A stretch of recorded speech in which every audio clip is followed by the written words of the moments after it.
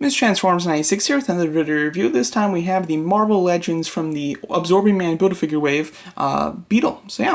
So going over the package, standard Marvel Legends packaging. I do like the packaging though, and you do have some nice artwork of Beetle, as well as her Sinister Six team member Speed Demon, which she's also in the, shares the same box for.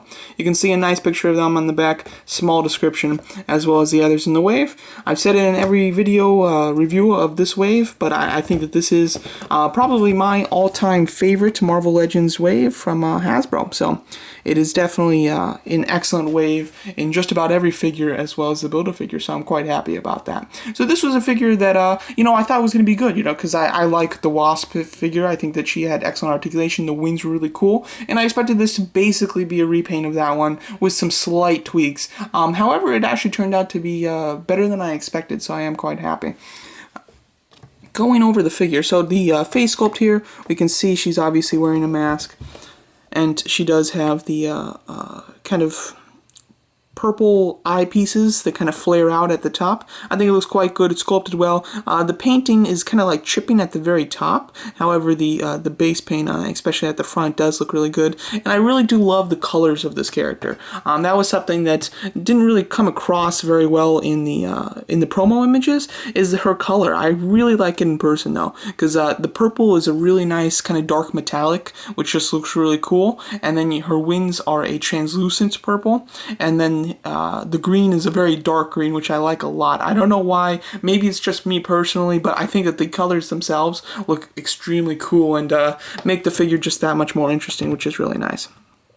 What was very surprising, obviously I could tell that the thigh pieces were very different from Wasp, so I figured that maybe these were just extra pieces that were attached onto it, or they did re-sculpt this bottom torso here. And they have actually done more than that, because not only did they re-sculpt this bottom torso, they've added some extra detail to it, and they've re-sculpted the top torso too, something I really wasn't expecting.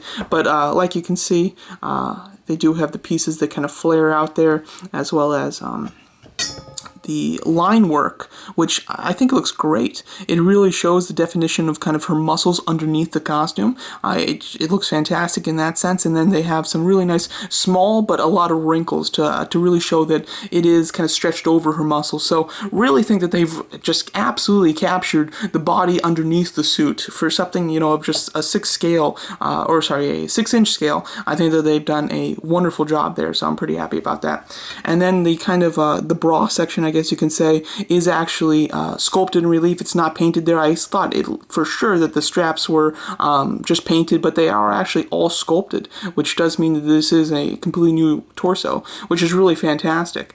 And then I figured then everything else has to be just reused from Wasp, and I actually did find out that the left hand is completely new, and it's really cool too. I've always enjoyed this hand, which is reused from Wasp. I think that it has a really neat look to it, but I think that this just looks awesome. It's really spread out, and the fingers are very kind of thin, and they just look excellent. So I'm really happy that they did resculpt another hand, and again, it's another part of the figure that was completely unnecessary to resculpt.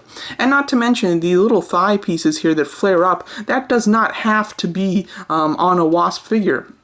There's incarnations of her where she does not have that. So they could have easily completely repainted this figure from a base of Wasp and then changed the head, and they would have called it a day. Nobody would have really complained, and that would be it. But they have actually gone that extra mile to sculpt some of her more unique details on her costume, as well as to actually sculpt the details on the chest area instead of just painting them, and then to give us another hand for I don't really know why, but they did, and I definitely like it a lot better, so I'm quite happy about that.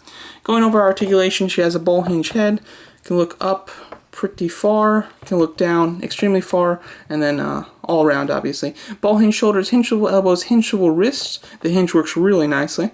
You've got a ball jointed upper torso, which works really well. Ball jointed thighs with the thigh swivel, double hinge knees, and hinge pivoting ankles, and the pivot works quite far as well. You can even, you can go extremely far with that, which is really nice. And then her wings do have articulation. They are on the same type of joint that the Wasp has, which is a ball hinge on the back there, so they can be pushed all the way back to really kind of show that she's going fast or something, which is quite nice. And then the smaller wings are just pegged into the big wings, which gives them a swivel. So, articulation is excellent on this figure, I have to say, and it was basically exactly the same articulation that I was expecting, considering it's the same articulation Wasp has. Just comparing her with Wasp really fast, so you can see the two together.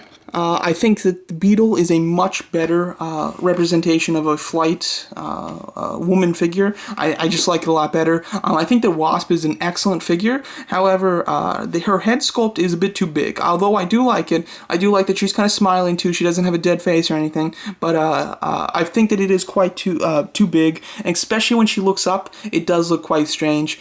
Beetle, on the other hand, does not have that issue. I think that the head is proportioned perfectly to the body, and like I said before, I do like the left hand better than the left hand of Wasp, as well as just some of the more designed and actually sculpted onto the figure detail on the torso is really cool. All of the detail on Wasp is just painted. So I do consider Beetle to be a superior flighted woman sculpted figure. So I really absolutely love this figure.